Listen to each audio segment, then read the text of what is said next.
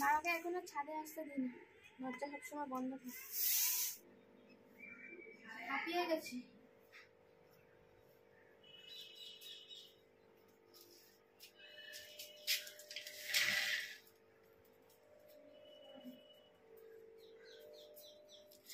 আমার জীবনটা আগাছায় ভরে যাক, আমার বাড়ি আগাছায় ভরে যাক, এবং আমাদের ভালো না হোক, এটা তো সবাই চায়।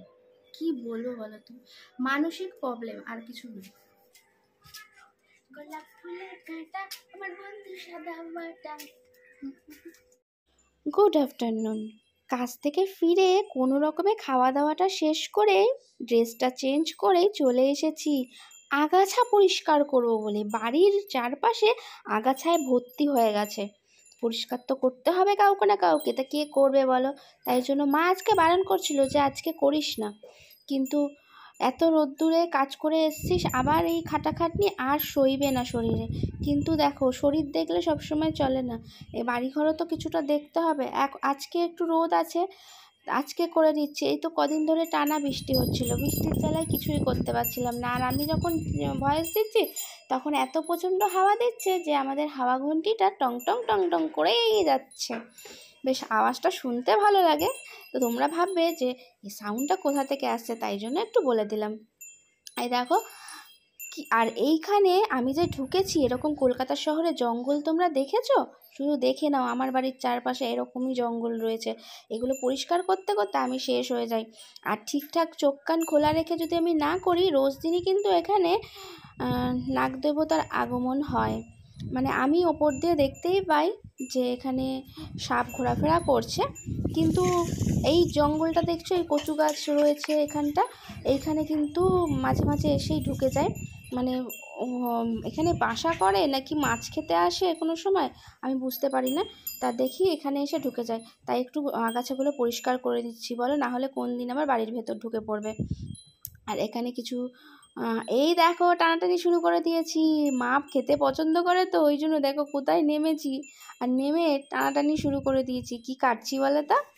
এই দেখো কচু, কচু গাছ কাটছি। মা খুব খেতে মানে ইচ্ছা হয়েছে, অনেক দিন ধরেই বলছে। নেমেছি যখন জঙ্গলে, তা মায়ের জন্য একটুখানি নিয়ে আসছি।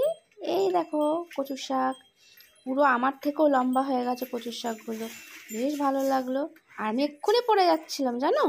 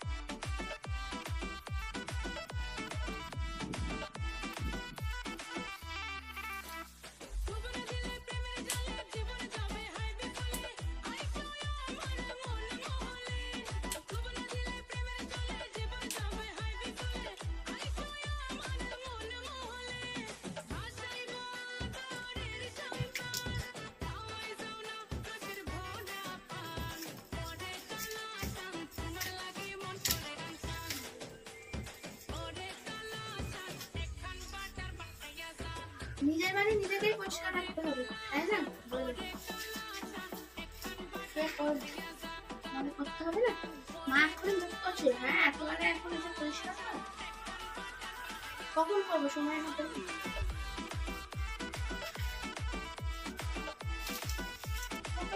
এত প্রচন্ড ঘাস হয়ে গেছে, একটু কাজে লাগে। আর সাপ খোপেরও ভয় আছে, এবার তো ঢুকে ঢুকে থাকবে রাত্রিবেলা, যাতায়াত করি তো।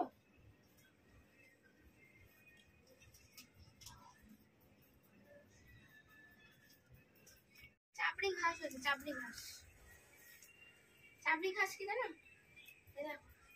একদম চিড়চিড়ে শাকটা পুরো একদম ঝেপে হয়ে যাবে। দেখো দেখো চাপড়ি গাছের ভর্তি।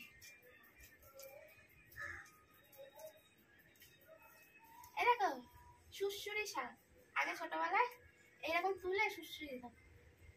এখন ভয় করে যদি এর মধ্যে কিছু থাকে ইনফেকশন হয়ে যাবে। ছোটবেলা তো ইনফেকশন হয়ে যাওয়ার ভয় থাকতো না, আগেকার দিনের ব্যাপারটাই আলাদা ছিল। সুড়সুড়ি খাচ্ছে না, দেখতে পাচ্ছ?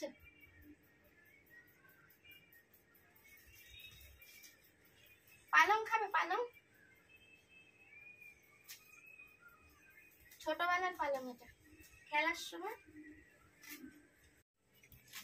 কোনো গাছই হতে বাকি রাখেনি, দেখো বট গাছ পর্যন্ত। কি করবে বলো? যেদিকে চোখ না দেবে সেদিকে এই গাছ উঠে একদম আগাছায় ভর্তি হয়ে যাবে। মানুষের জীবনে যেমনি আগাছা ভর্তি হয়ে যায়, সেরকম এই বাড়ি ঘরটির দিকে না তাকালেও আগাছা ভর্তি হয়ে যাবে।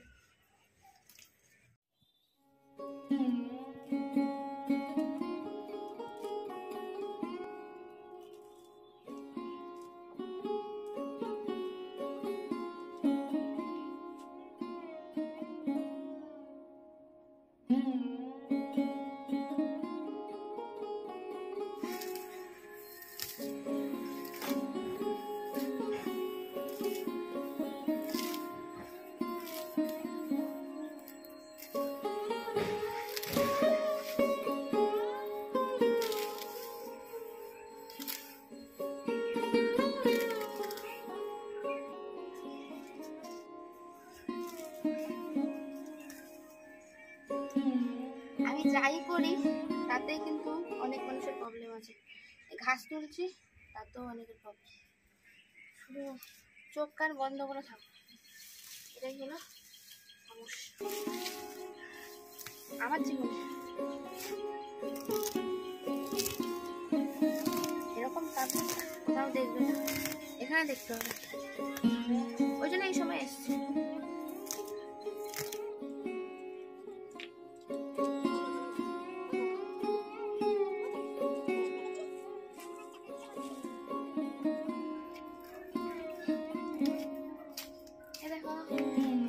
কি এটা উঠবো ছাদের ওপর। আর এই দেখো তো আমাদের এদিকে মানে গ্রাম্য পরিবেশ আছে। দেখো এটা কিন্তু লাগিয়েছিলাম নাকি জানি না, এটা কয়েক বছর মানে প্রায় না হলেও 8-10 বছর ধরে এই গাছটা কোনোদিন মরে না। এই পাতাটা তুলে নেই, মানে ধরো পাতা হয়েছে, পাতাগুলো ভেঙে তুলে নেবো, এই ডালটা আস্তে আস্তে শুকিয়ে যাবে, আবার সেম আর বছর আবার হবে এরকম। এটা আমি মানে কিছু করিও না, ওই একই জায়গায় হয়, একই সাইজ হয়, একই। যাই হোক হাঁপিয়ে গেছি।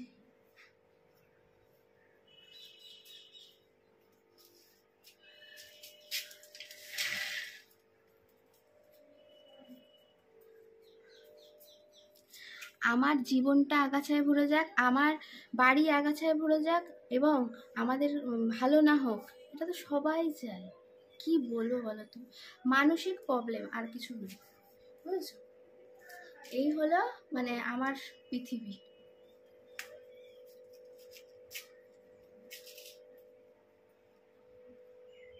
এখন আর কিছু বলার নেই, বললে মুখ খারাপ করে।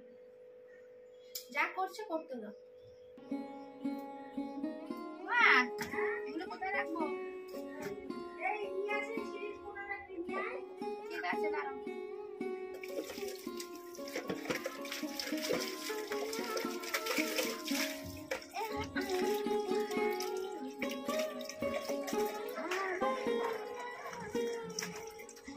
বলো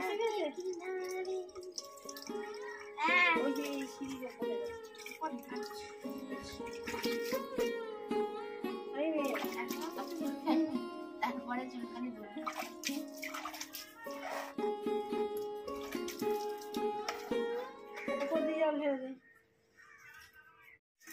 স্নান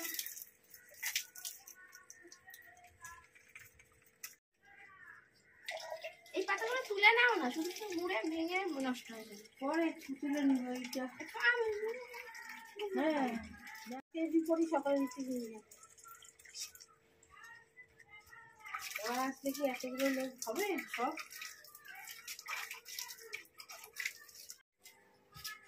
গোলাপ ফুলের কাঁটা আমার বন্ধু সাদা বাটা, খেতে দারুণ, স্বাদে দারুণ। এই স্নান করে উঠলাম, এখন প্রায় 4:30 বেজে গেছে, 4:35 বাজে। বাবা পাম্প চালিয়ে দিয়েছে। আর কি সুন্দর রোদ দেখো, দেখছো? রোদের জন্য ঝাপসা হয়ে যাচ্ছে, দেখো বিছানার মধ্যে কি সুন্দর রোদ পড়েছে। ওই জন্য মা এই জানলাটা খুলে দিয়েছে। মানে কদিন ধরে টানা একবারে বৃষ্টি হচ্ছিল তো, একটু বিছানার মধ্যে রোদ লাগলে মা বললো একটু মানে এই ভ্যাপসা একটা গন্ধ যে সেটা চলে যাবে। আর মাথা ঘষলাম, ওই নোংরা অত কিছু পরিষ্কার টরিষ্কার করলাম তো, দেখতেই পেলে আগাছা সব পরিষ্কার করলাম। মানুষের জীবন থেকে যেমনি আগাছা ফেলে দেওয়া উচিত, সেরকম বাড়িঘর থেকেও আগাছা ফেলে দেওয়া উচিত, না হলে তোমার বাড়িঘর জমি সব কিছু নষ্ট করে দেবে। সেরকম জীবনেও যদি কোনো আগাছা থাকে না, তাদেরকে তুলে তুলে ফেলে দিতে হয়। যদিও হ্যাঁ ফেলতে ফেলতে দেখছি ফেলার আর কোনো শেষ নেই, বুঝেছো? আমার জীবনে আগাছার সংখ্যা একটু বেশি।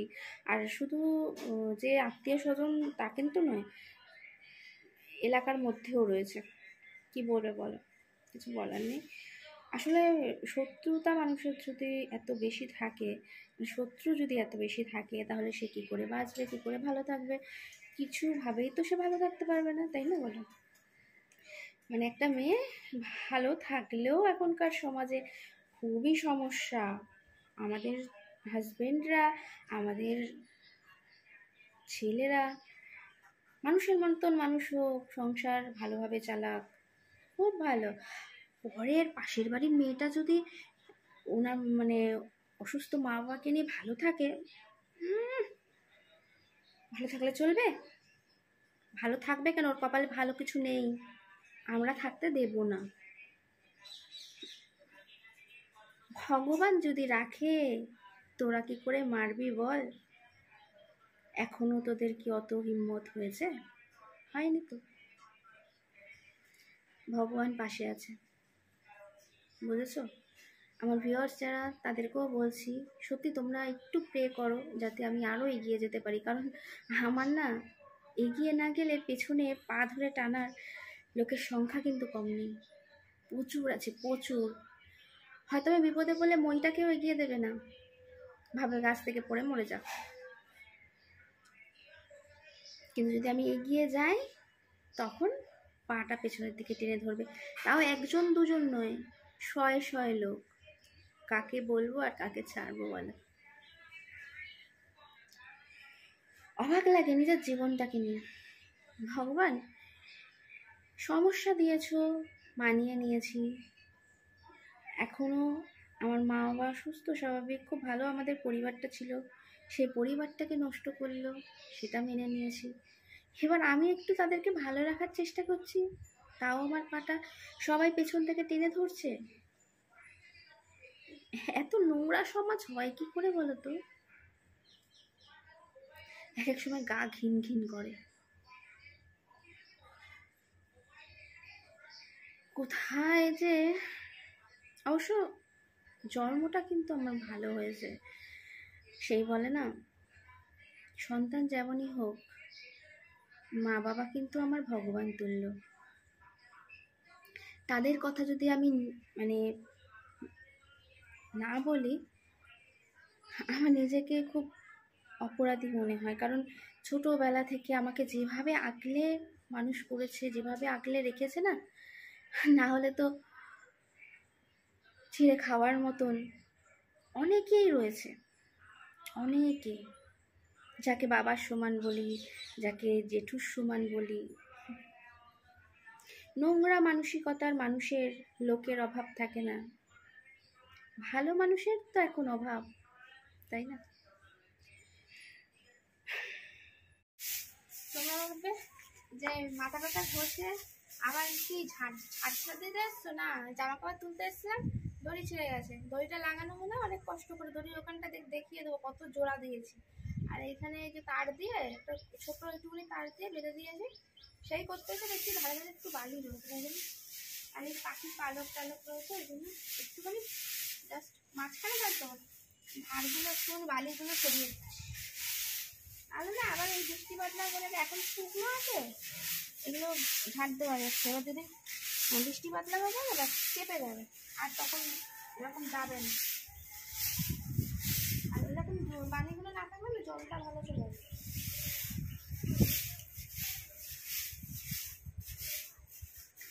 বালিগুলো তুলে নিতে হবে।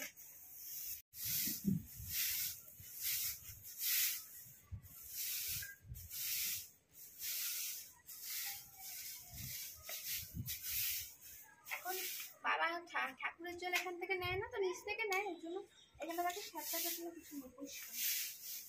বাবাকে এখনো ছাদে আসতে দিন, দরজা সবসময় বন্ধ থাকে। এই আমার সঙ্গে এসেছি যাচ্ছে, আবার নিচে চলে মনে ভয় লাগে না।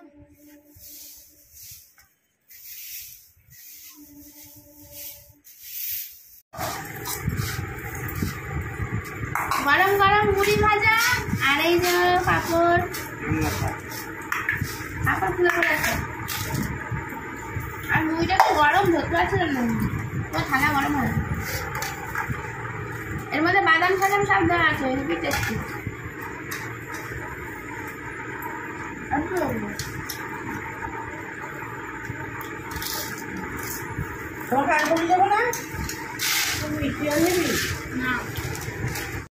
এরপরে রাতের খাওয়া দাওয়া।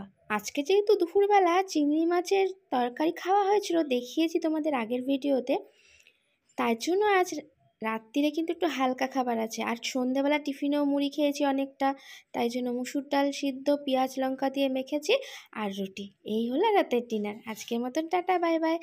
আর আজকের ভিডিওটা কেমন লাগলো অবশ্যই কমেন্ট করে জানিও। যারা নতুন বন্ধু আছো তারা কিন্তু অবশ্যই সাবস্ক্রাইব করে আমার পাশে দেখো। আবার দেখা হচ্ছে নতুন একটা ভিডিওর সাথে। আজকের মতন সবাইকে good night, tata, bye bye.